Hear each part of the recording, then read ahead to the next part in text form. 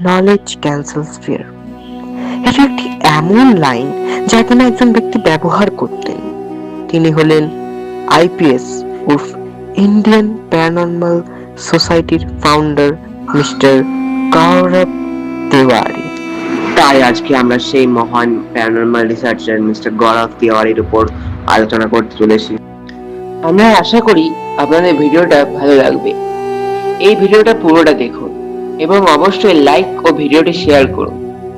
এই ভিডিওটিতে যে তথ্য সরবরাহ করা হয়েছে তাতে যদি কোনো ভুল তথ্য জোগাড় হয়ে থাকে তাহলে আমরা তার জন্য ক্ষমা প্রার্থী। চলুন জানা যাক তার জীবনের অজানা রহস্য।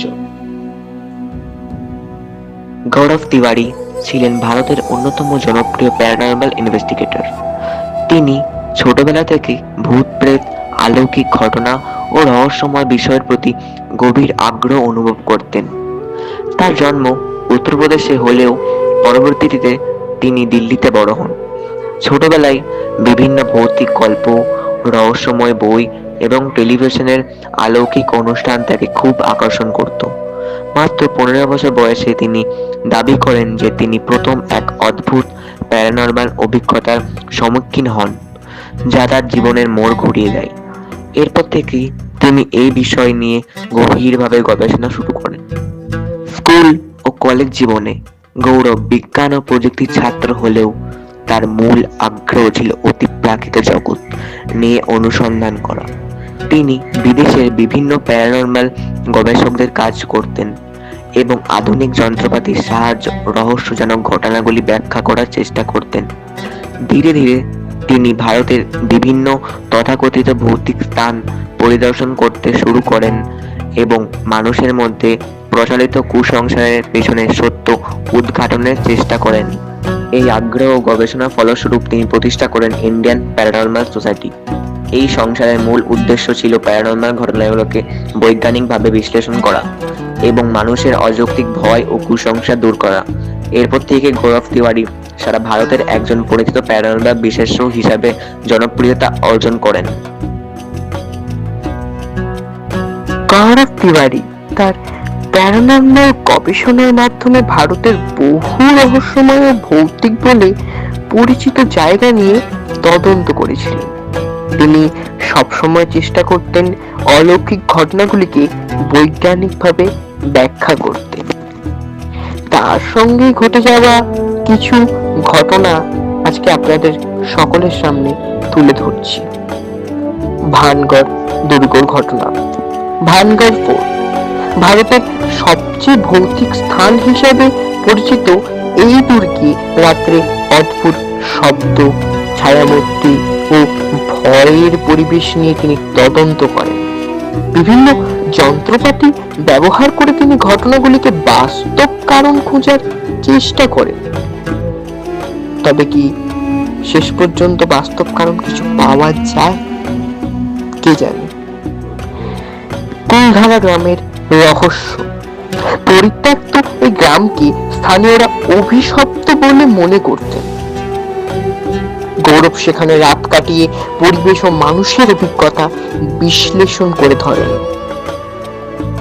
তার আরেকটি ঘটনা ইন্ডিয়ার নাম করা ফিল্ম সিটি রামোজি ফিল্ম সিটির ঘটনা। এখানে কর্মীরা অদ্ভুত ছায়া, দরজা নিজে থেকে খোলা এবং দুর্ঘটনার কথা বলতেন। গৌরব এইসব ঘটনার তদন্ত করে ফেলেন। এটি তার আরেকটি ঘটনা দিল্লির এক ভুতুড়ে বাড়ির ঘটনা। একটি বাড়িতে জিনিসপত্র নিজে থেকে নড়াচড়া ও অস্বাভাবিক শব্দের অভিযোগ আসে।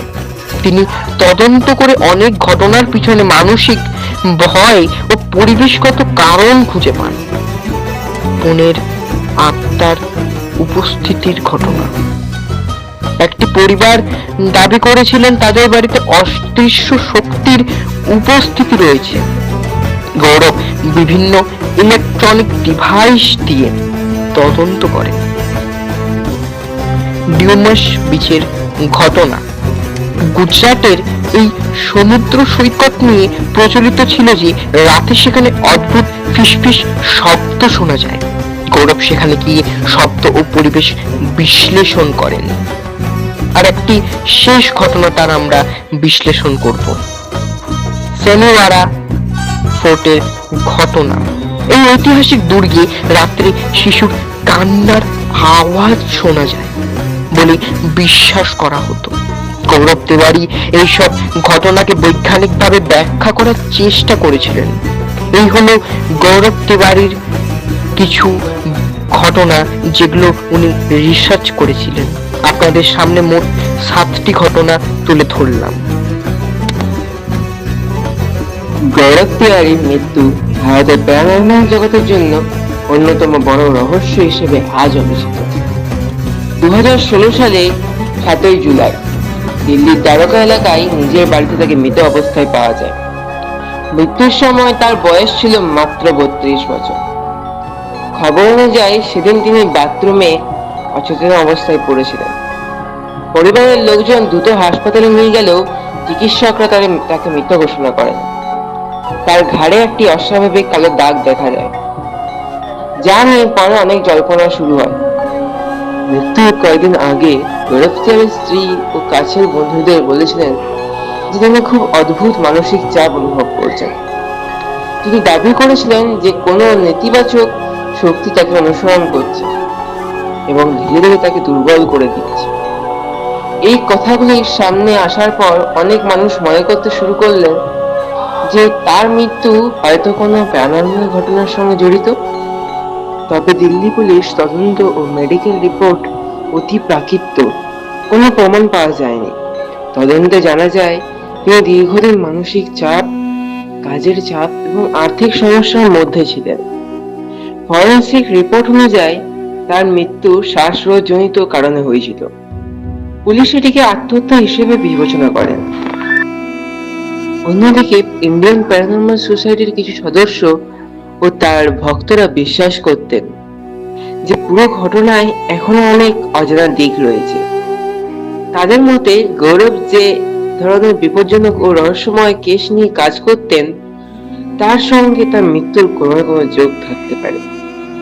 তাই তার মৃত্যু আজও অনেক মানুষের কাছে অপূর্ণ রহস্য হয়ে আছে। আশা করি আপনারা এই ভিডিও থেকে মিস্টার গৌরব তিওয়ারির জীবন সম্পর্কে জানতে পারলেন। আজ হয়তো গৌরব স্যার আমাদের মধ্যে নেই, কিন্তু তার তৈরি করা আইপিএস টিম আজও বিভিন্ন অজানা রহস্যর অনুসন্ধান করেই চলেছে। আজকে এই ভিডিওর মাধ্যমে কিছু নতুন করার চেষ্টা করলাম। আশা করি আপনাদের ভালো লেগেছে। এইভাবে আমাদের পাশে থাকার জন্য ধন্যবাদ।